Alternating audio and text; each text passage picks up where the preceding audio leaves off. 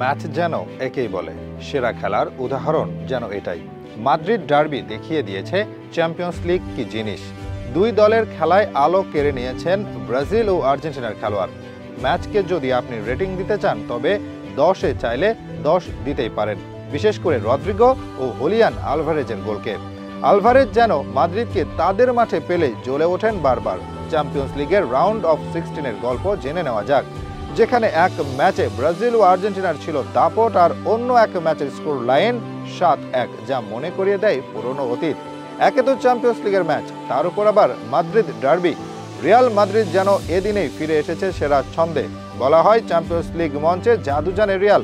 নয়তো আগের ম্যাচেও বেতিসের কাছে যেভাবে হেরেছে তারা, এই ম্যাচে সেখানে থেকে এত দারুণভাবে ঘুরে দাঁড়াবে সেটা কেই বা জানত।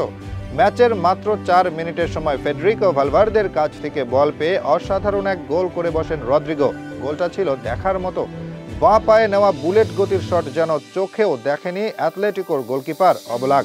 ঝাঁপিয়ে পড়লেও কাজে দেয়নি। এদিকে বয়সের হিসেবে পঞ্চম সর্বকনিষ্ঠ খেলোয়াড় হিসেবে চ্যাম্পিয়ন্স লিগে 25 গোল করলেন রদ্রিগো। তার চেয়ে কম বয়সে 25 গোল করেন Erling Haaland, Kylian Mbappe, Lionel Messi, Raul Gonzalez. 24 বছর 54 দিনে এই কীর্তি করেন তিনি।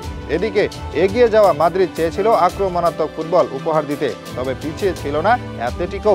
তাদের অবশ্য ম্যাচে ফিরতে খুব বেশি সময় লাগেনি। এবার স্কোরশিটে নিজের নাম তুললেন হুলিয়ান আলভারেজ।